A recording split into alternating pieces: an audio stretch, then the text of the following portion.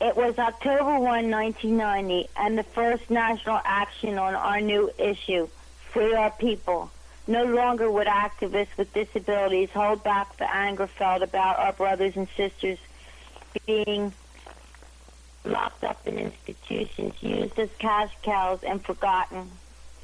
We were determined to change all that, and I was there in Atlanta, Georgia, where we let the federal government know that there was a battle going on to redirect 1/4 of the Medicaid funding to assist people to live in their own homes. And as ADOPT activists, and us ADOPT activists were the foot soldiers. The target was Dr. Louis Sullivan, Secretary of HHS. We were forced to take extreme measures since he ignored our phone calls and letters. 200 activists, many in wheelchairs, headed to Morehouse College, historically known to support civil rights of all people. Also, it was where Dr. Louis Sullivan had formed a medical school when he was the college president. ADOPT wanted President Leroy Keefe to support ADOPT's redirection demand. We explained that we need attendance in the community, not incarceration in nursing homes.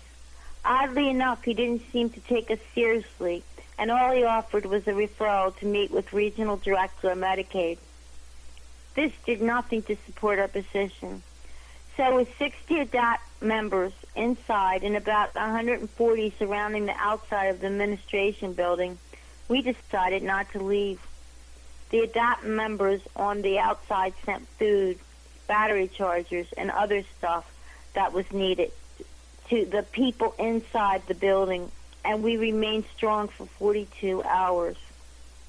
The college staff left while we were there, and were quite shocked to find us there in the morning.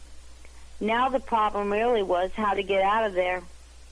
What we decided was to try and get the students to support our position, and many of us took off to the cafeteria where we could freely talk to the students.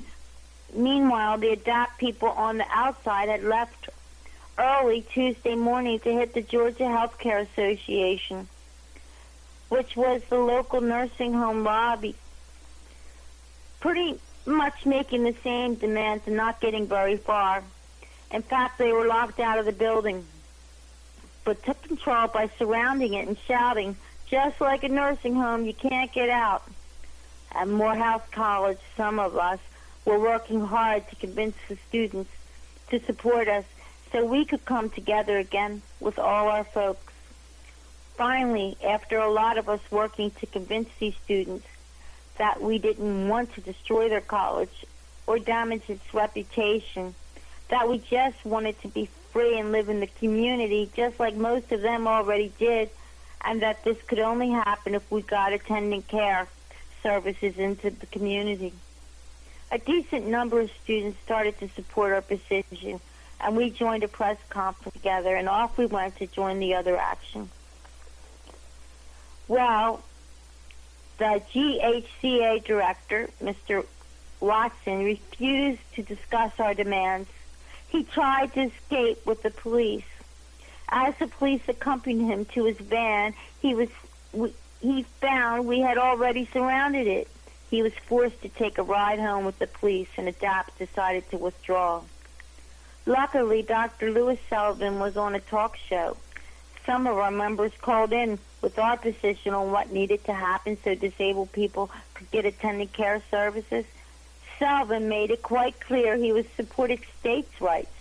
I guess it was okay for us to continue as cash cows. The last day we marched in unity down Martin Luther King Drive to the B. Russell Federal Building. People honked in support of ADOPT. Once again, we found locked doors, so we blocked off the entrances. We were warned to get off or face arrest.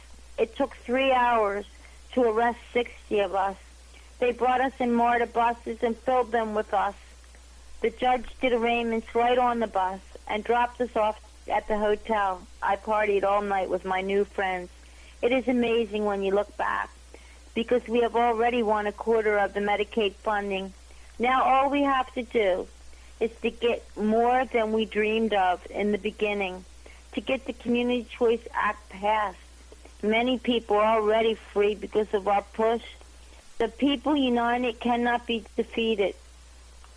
Will you be there when we win this one?